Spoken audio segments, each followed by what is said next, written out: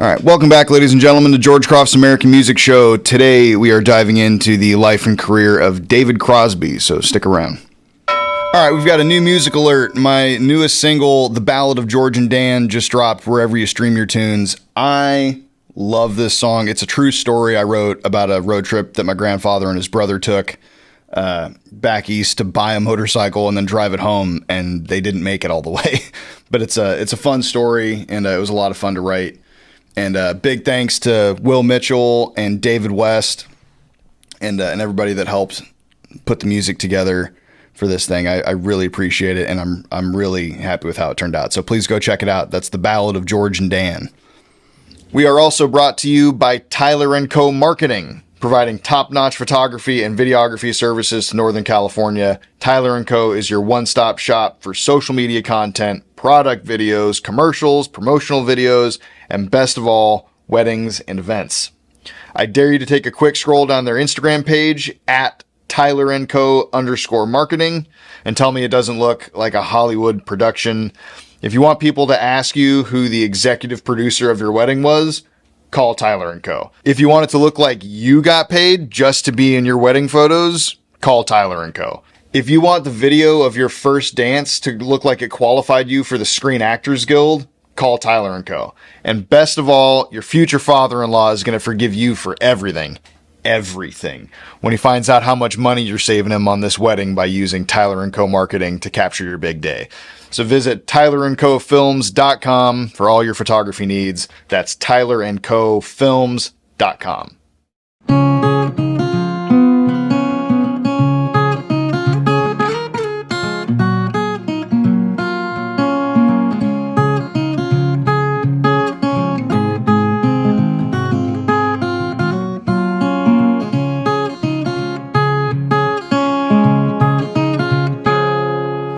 All right, so David Crosby is a very complicated character, and the more I kind of dug in here, it's a little conflicting. Because on the one hand, he's a legendary musician. His vocal talent, his writing ability, his guitar playing, his contributions to to just the style of music in America can't be overstated. Like, he's a real integral piece of the puzzle. At the same time, he was a tough dude to get along with for a huge part of his career. And there's, you can go down the YouTube rabbit hole and find people talking about why they don't like David Crosby. And that's not that's not what I intend to do with the show. I'm not trying to, just bring up negative things about people. But it is a tough story, and he's kind of a tough cookie to, he's very prickly.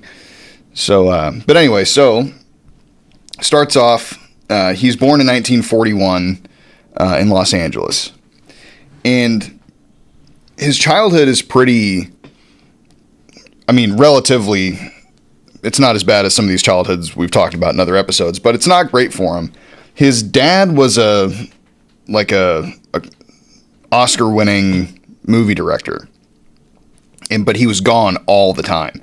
So he had this kind of absentee father for a giant chunk of his childhood. His early childhood, he remembers, his getting his musical knack was because his dad wouldn't allow them to really watch TV because his dad was a movie guy. And back then there was a hard division between the two.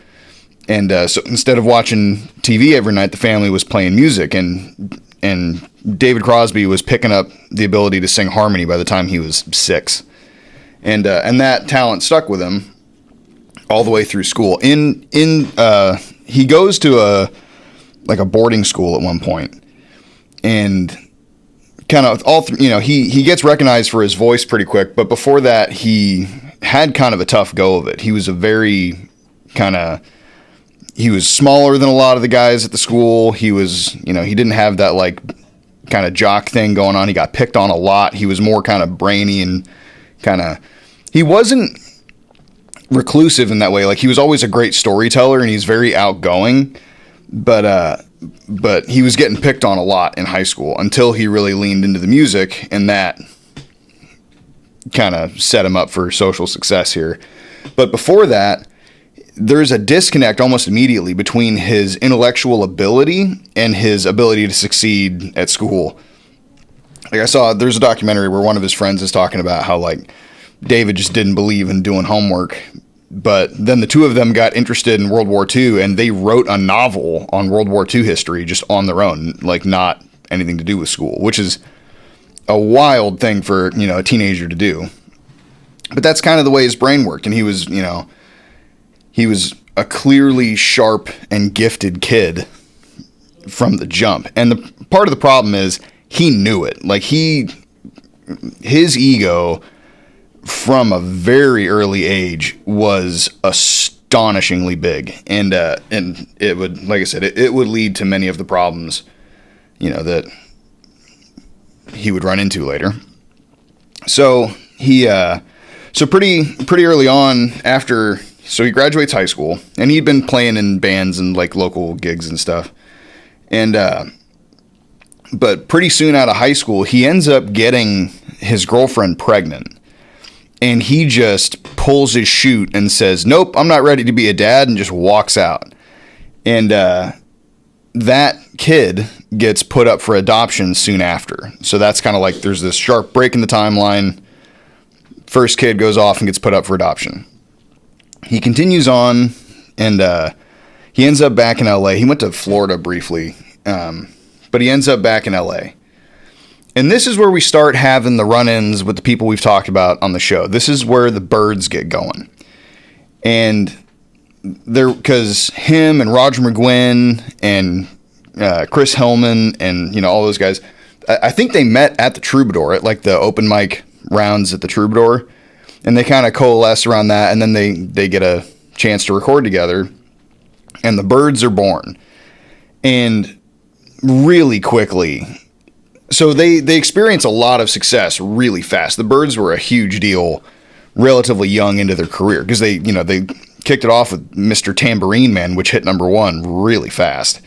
And so with the fast success and money that came from that, there were no brakes on this operation when it came to the drugs and alcohol front. Like they just, especially David Crosby, was full send, no rules, doing whatever he wanted to do to whoever he wanted to do it to really early on. And he developed this reputation as being this like kind of the cool guy on the block, but it was, he was like, he constantly, like, I think one quote was that like, he always had the best grass, the best coke, and the prettiest women, and they were always naked. It was like, that's David Crosby walking around the music scene in the 60s. But because, all those guys have a pretty strong personality, to put it lightly, it starts causing issues. The most notable of which is when they hit the Monterey Pop Festival. And so, for context here, just before that had happened, we had the run-in with Graham Parsons, who had showed up to town on his first weekend in L.A., went to David Crosby's house for a house party, and leaves with David Crosby's fiance. Like, showed up by himself, left with David Crosby's fiance. There's some differing accounts saying that they weren't engaged at the time, but some saying they were. But that's the woman that Graham Parsons has a daughter with. That's Polly Parsons' mom. And so that had just happened.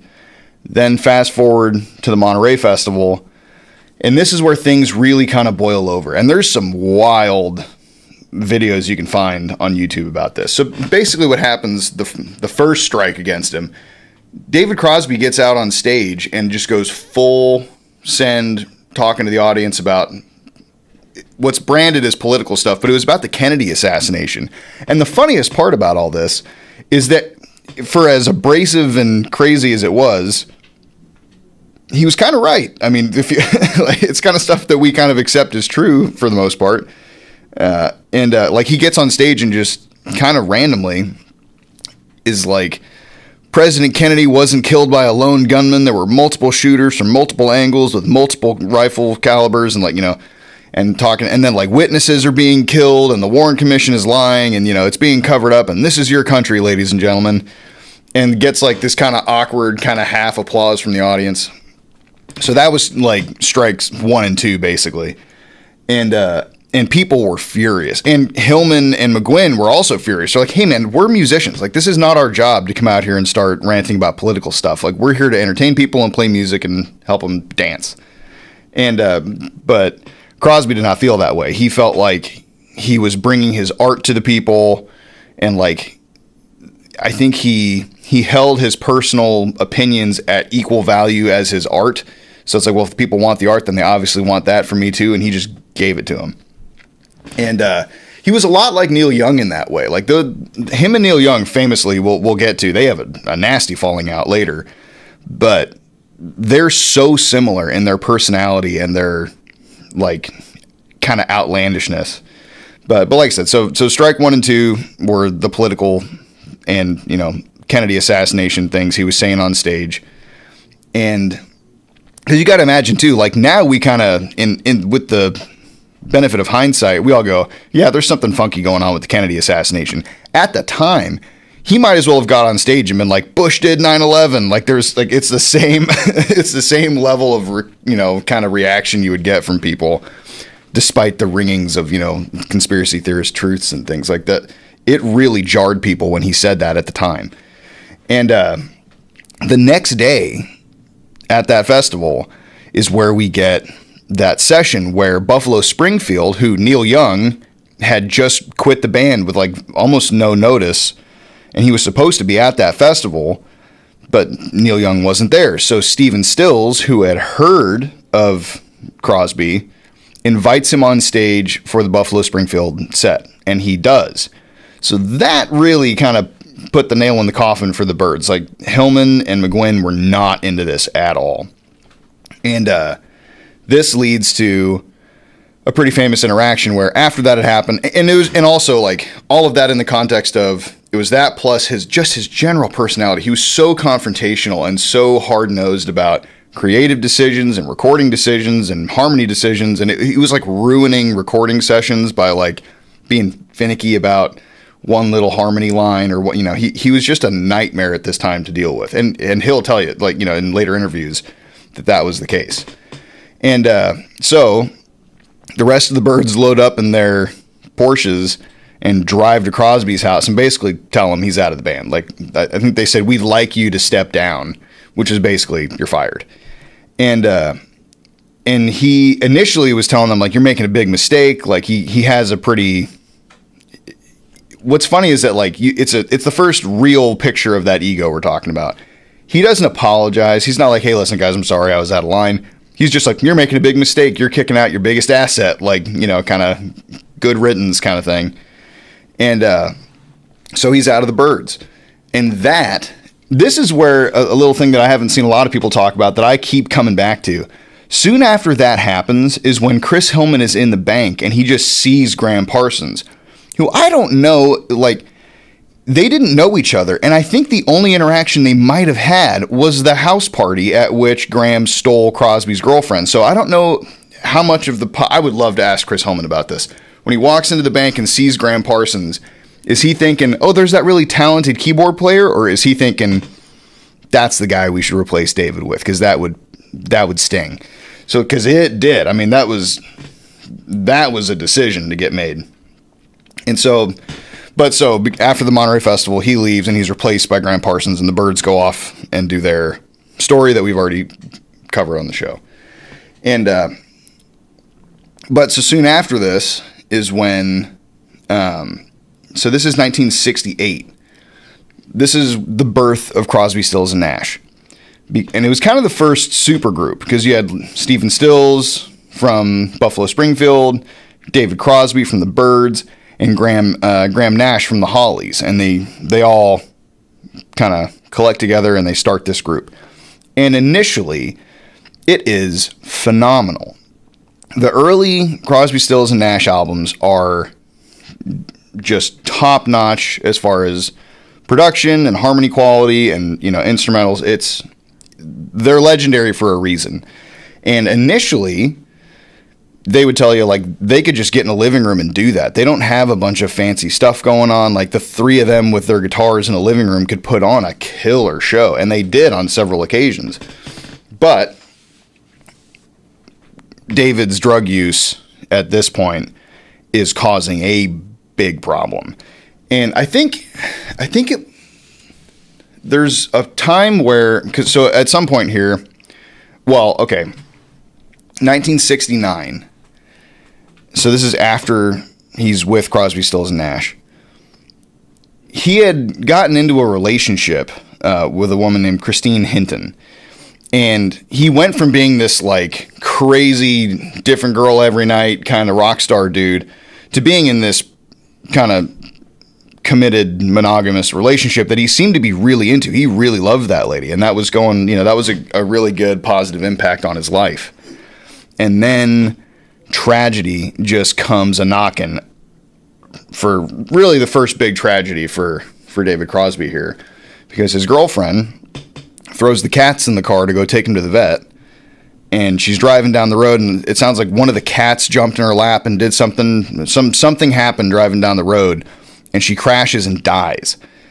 And David Crosby has to go to the hospital and identify her body, and it completely destroys him. Like there's a bunch of different people that'll say like David went to identify her body, and that's the last time we ever saw that version of David. He was a different dude when he came back from that. And he says later that he just did not have the tools at his disposal to deal with that he was just unequipped completely to deal with a loss of that magnitude. And so he just spirals. I mean, he gets to the point where he burns a hole through his nose from doing so much coke. And then his remedy to that was to start freebasing. So he's smoking crack in green rooms backstage and wherever, like, as if it's not a problem. He's like not really even trying to hide it that much. Like at one point he messed up, I think they were on stage, and his crack pipe falls off an amp and shatters on the floor. And he like stops the music and like it's this big fall apart. And his friends start to realize that this is a real problem, and that like, despite the fact that it hadn't affected his music up to then, even though it really had, there's some performances you can pick him out even before this where he's not in good shape. And but and the band starts doing its like break up, get back together thing pretty early on here too, and it's largely because of David Crosby's drug use. I mean, he is an absolute nightmare to be around. He's kind of doing the same thing George Jones was doing there for a second, where he's like, the crack is making him very paranoid, as it tends to do. So David Crosby is walking around strung out, angry. He's already a mean dude, and now he's paranoid, and he starts packing a gun around. And so that became like his thing, was just like he carried a gun with him everywhere, and he was super confrontational with people. He never shoots anybody. I don't think he ever even like brandishes the gun at anybody. I don't think. But people know that it's around. So he's kind of just this wild card, dangerous dude to have around. And this is where Neil Young kind of rejoins the picture here. And in 1973, this is when McGuinn reunites the original Byrds. So he gets David Crosby back, and him and Hillman, and they get the Byrds back together for one album. But again, it kind of falls apart because of personalities.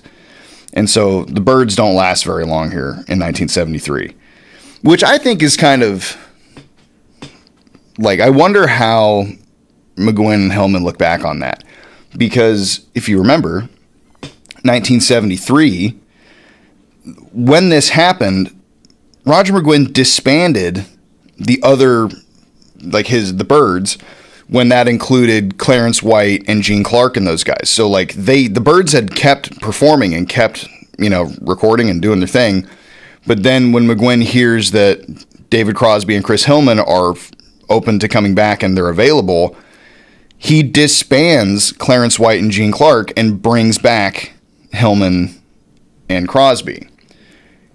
I think the Byrds could have kept going if he hadn't done that. Like, if he hadn't made that decision and he'd have just stuck with Clarence and Gene and the rest of them, like, they probably could have kept going. I don't know, because I know that Clarence White was like sad about that. It wasn't something that he saw coming, I don't think.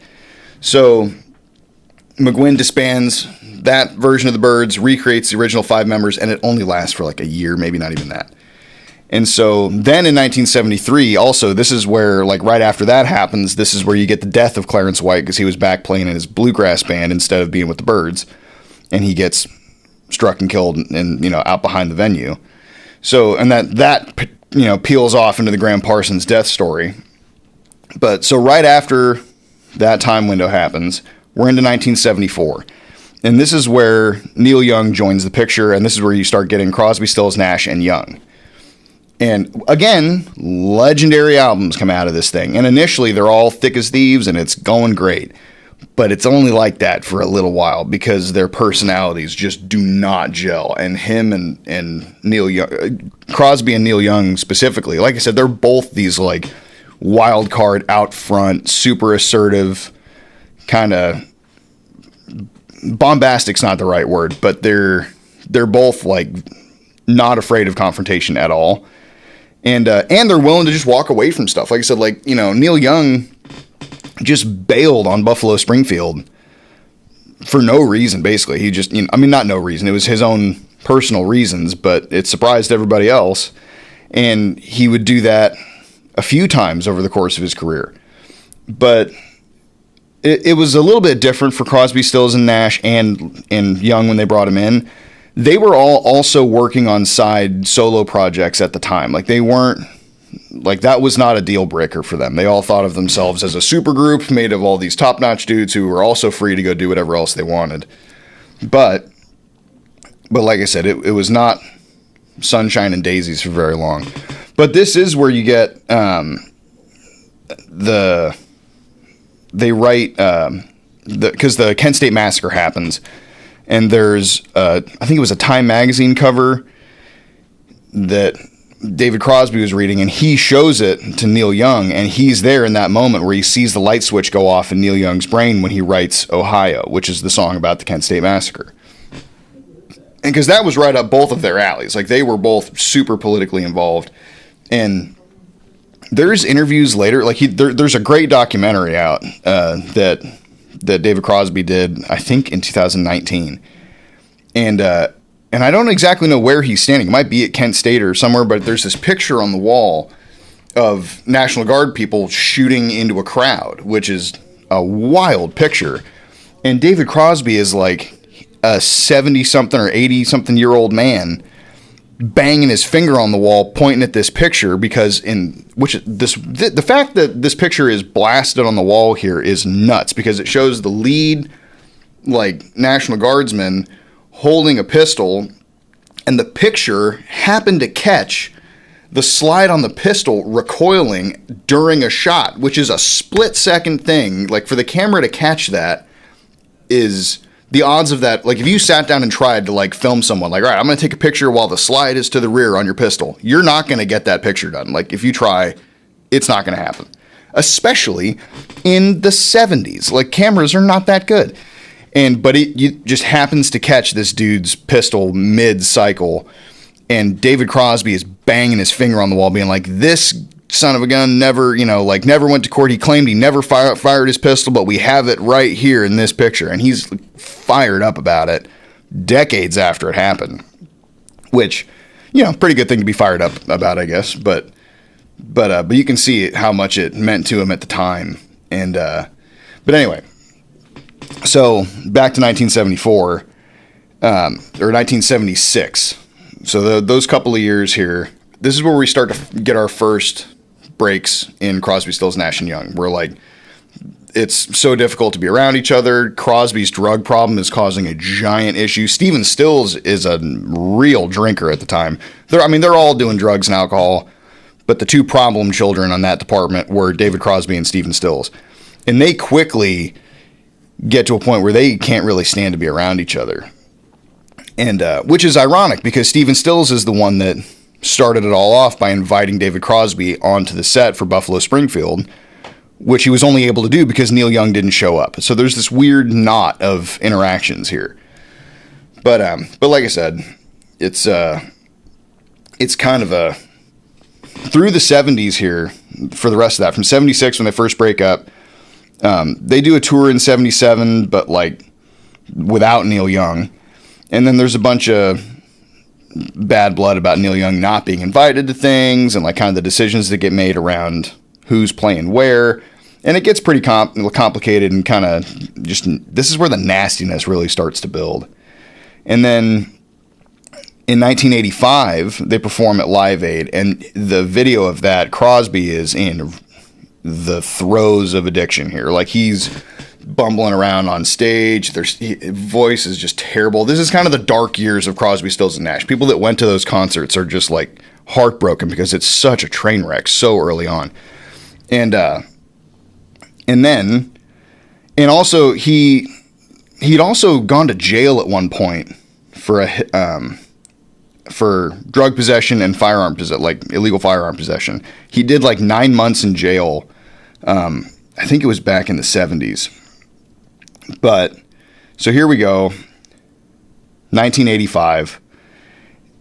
It all comes crashing down. Now, one of the things that Crosby had done, especially after the death of his girlfriend, before, he decided that he wanted to just go out and be on the ocean. So he goes and buys a sailboat and just proceeds to have this period of time where he's just sailing around, doing drugs, drinking himself half to death. And Graham Nash, through this time, Graham Nash latches onto him and is like just trying to be his friend. They were really close during this time. Even when Stephen Stills and him were having issues, Graham Nash really tried to be the mediator. And there was 40 years here where they're like talking every day, and Graham is really trying to help him out. And Graham ends up on that boat with him. And to watch Graham Nash describe this period of time is so heartbreaking, because he's just talking about like, I tried doing less drugs than him. I tried doing more drugs than him. I tried doing the same amount of drugs as him and trying to like lead him out of it. And he's like, it was just not going to happen. Like, he was just so self-destructive, and there was nothing that was going to pull him out of that. And then 1986. Also, by the way, before I get to this, when he buys that sailboat, another window into how much he hadn't changed much later. So so when you watch his documentary in 2019, he's talking back on all these things, and you realize how much that guy, he does get much better, and his life does improve later. But even in his later days, he's kind of got this mean streak to him, and he's very, like, you can see that self-centeredness kind of ringing through still.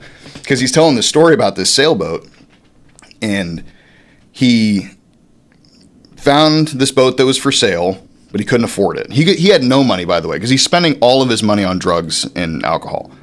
And so he starts a rumor in the town that there's something wrong with this boat, that there was like rot under the keel or something, and it was like it would be expensive to fix. And so he just starts a rumor around town to drop the price of the boat to where he could afford it with money that he borrows from a friend. He borrows $25,000 and swoops this boat after he started a total lie about the condition of the thing. When he tells that story, he doesn't have any like, that was kind of, he was just like, oh yeah, so the smart thing to do was I started this rumor and knocked a bunch of money off the price. And, but anyway, so he gets this sailboat, and it becomes his escape, really. Like, he spends a lot of time on this sailboat over the next, few years. And then here we go, 1986. He gets arrested for drunk driving. He like a hit and run, I think, on a parked car. And when he gets caught, he's got a pistol in the car that he's not supposed to have, and there's all this. So this is the end of the road for him. Like, he knows, I'm going to jail again. And he decides to run for it. So he just dips out, leaves town. His idea was, I'm going to go to Florida, get on my boat, and we're going to sail around the world, and that's it. And at the time, he had a girlfriend named Jan Dance, who at the time was just as messed up as him. Like, he kind of introduced her to freebasing cocaine too at the time. Like that, they were both addicts together, despite the fact that they really did love each other, and that relationship will survive this thing and for many decades. But initially, it was this very unhealthy. Both of them are addicted. Both of them are doing crazy stuff all the time. And so when he gets arrested for drunk driving, instead of reporting to court, he leaves town. And the idea was, we're going to get to the boat, we're going to sail away and live happily ever after. Well, because of his drinking and alcohol use, he had not sent any money in to take care of his boat. And it had like rotted to the point of not being usable. So he gets to his boat, realizes this is not an option, he can't flee the country, and he kind of has an end of the road moment, and he decides, all right, I'm going to turn myself in. So he walks into a local FBI office. He walks into a local FBI office and turns himself in and tells this kind of funny story about walking into the FBI office. And he's like, I think you guys might be looking for me. And remember, this is in Florida. I think he got arrested in New York, I think. And so he makes it to Florida. And as soon as he says, I'm David Crosby, they go, oh, yeah, hands on the wall. And like, sure enough, lock him up. He goes to prison.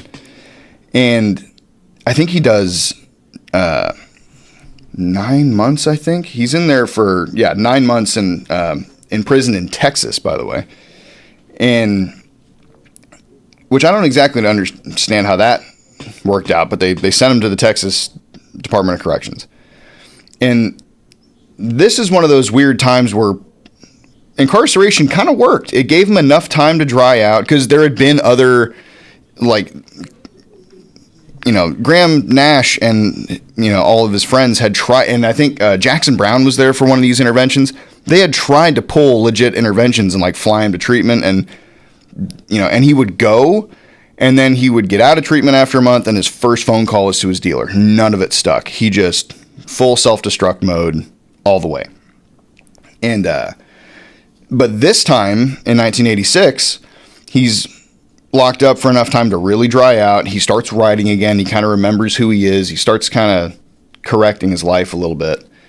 And so things start to kind of turn around for him. And then, ironically, I didn't even realize that a judge could do this, but one of his, part of his sentencing was he wasn't supposed to contact Jan Dance, his girlfriend. But after he gets out of prison and some time goes by, they write a letter to the judge and basically say, look, we're both sober now, we're both doing really good, and we would like to get married. Can you please lift this no contact order thing? And the judge does, which I thought was interesting, because he did not have to do that, but this judge allows them to get married. And like I said, that, they stay married until his death in 2022, or 2023. And so that seemed to work out. And they both remain sober for the rest of his life, other than marijuana, so I guess he's California sober, I guess is what you would call that. Because he looked at that as more of a medicine. So he gets out of prison. He starts going through, the 80s and 90s here. And he starts he started performing live again immediately after getting out of prison. He's back on the scene. And he gets back with Crosby, Stills, and Nash, and they, but the same things keep happening, same conflicts of personality. And that doesn't last very long. And this is where there's somewhere in here, I think it was 1994. Well, two things happened in 1994. The most serious of which is he's hospitalized for hepatitis C liver failure. So he needs a liver transplant, which is, he looked back on that as why would God do this to me? As soon as I got my life together, now you're going to kill me kind of thing. And he stayed in the hospital for a long time there waiting on a liver transplant. He's on death's door waiting for a liver transplant. While he's there, I'm not exactly sure of the order here. He's still in the hospital, but so two things happen. Phil Collins steps in and pays for his liver transplant when they find a donor. So he does get a new liver because of Phil Collins. And while either right before that happened or when he's recovering after, I'm not 100% sure. This is where his son from that first pregnancy, way back right out of high school, who had gotten put up for adoption, found out that and that guy had gone on to have his life was great. He was raised by loving parents. And then after he graduated high school, he wanted to find out who his birth parents were. And he finds out that his dad is David Crosby, which is, imagine that phone call. And, cause he was a talented musician and on his own he was a keyboard player. And so while Crosby's in the hospital, he just got a new liver. He meets his biological son that he had ran out on, 20 something years before this. So he starts to kind of get this new lease on life thing going on. And like I said, he's continuing to play, he's continuing to tour. That son, I think his name is Raymond. No, James. His name is James. So him and James team up and start performing together he starts a band called CPR. And that's James, his long lost son, playing keyboard and singing with him. And then you get down to like that's in the 90s. A little kind of weird, not weird, but like an interesting side note here. Melissa Etheridge, who is an actress, and her wife decide they want to have a baby, and they think that David Crosby would be a good sperm donor for them. I don't know how that decision gets made. I don't know. Like, they were close friends, obviously, and because David Crosby and Jan Dance had a son, their own son in the years prior to, in the mid 90s, I think they had a son. And that kid seemed to be like a good, like healthy functioning kid. And so Melissa Etheridge decides that David Crosby would be a good sperm donor for her and her wife. And sadly, so they get twins out of that deal. And sadly, one of them goes on to die of, I think, opioid overdose when he's like 21 or something. But so he had some of the same problems going on. But anyway, so then in 2004, CPR disbands, and Crosby and Nash released their own album because there's enough conflict going on here. And then we get David Crosby's last run-in with the law in 2004, where he is charged with another weapon possession, because now he's a felon. He's not supposed to have anything, but he's got a gun, a knife, and a bunch of marijuana in the car in New York when that's not allowed. And he pleads guilty. He's fined $5,000 and he's not put in jail.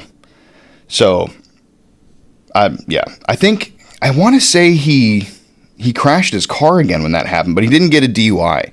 I'm not exactly sure the story on how he got arrested for that. But anyway, so that's kind of his last run-in with the laws in 2004. And we start getting into pretty recent history here, where I think it's 2016, might be before that. Neil Young's wife dies. Well, that's another whole complicated story, where Neil Young gets divorced from a woman he'd been married to for like 40 years. A few years later, she dies, and Neil Young starts dating an actress whose name is not right in front of me, but I should remember. But they're filming this documentary about Crosby, Stills, Nash and Young at the time, and they're doing interviews and everything else. And in an interview, David Crosby says, "Oh yeah, Neil's involved." I think he called her a poisonous predator of a person or some words to that effect. And he would later say, "Oh, I thought that was off the record." They print that, and Neil Young is furious. And he's like, "Nope, I'm totally done playing with you. We'll never speak again." And years later, David Crosby does apologize, and he tries to, make amends with Neil Young. But then Neil Young is like, "All right, well, why don't you print something up in a magazine like you did when you trashed my girlfriend? Like, put it in print, and then maybe we'll talk." And David Crosby wouldn't do it. So things did not get mended there. And during this period of time, too, is like Stephen Stills, his drinking continued to be an issue the whole time. So even when they got back together to do stuff, they're fighting on stage. They're yelling at each other. Like, there's really tragic footage of, like, and then even his relationship with Graham Nash falls apart in here. And this is Graham Nash, who'd been his best friend for 40 years and was trying to help him survive his drug addiction. Things fall apart so badly. At one point, they're on stage, and he's in his face screaming at David Crosby about, like, you don't get it, I hate you, like this, like on stage in front of people. They're having a full come apart, and like their harmonies are falling apart. They do this Christmas lighting ceremony where they try to sing Silent Night, but nobody can hear themselves, and so they all sound in a totally, they're all off key. The guitar is playing the wrong notes. Like it's just a disaster, and it was so disappointing to everybody. And like right before that happened, like I think it was that same ceremony, like as they're talking, they all had these like cards to read, but they got them swapped up, and Stephen Stills reads Crosby's lines, I think is how it went. Like one of them read the other's lines, and it kind of jammed up the flow of things. David Crosby, who is supposed to be at this point like sober and living a much better life, pulls a pick off of the mic stand and like throws it at Stephen Stills, and they just start, and Graham Nash and them, and they all start yelling at each other. Like it, this whole time here, the tragedy of it is that Crosby, Stills, Nash and Young never really patch things up. They all give interviews saying how that would be nice, and like, but not Neil Young. Neil Young never says, oh yeah, maybe we could start singing together again. But there are interviews, especially with Graham Nash, when he's like, initially he's like, nope, don't call me, like, nope, it's over. And then in other interviews, he kind of seems a little bit more open to the idea of working together, but really it never gets righted here. And what I found, you know, the tragedy of it all here is that when they do this documentary in 2019, you know, David Crosby seems to feel like playing music is the only thing he's good for, and that like that's enough of an apology to the world. So he like acknowledges that he was a nightmare to deal with, and he's trying to be a better person, but he also is not actually doing anything to resolve those conflicts at this stage. So it's a very tough, sad end to a very astounding career of music.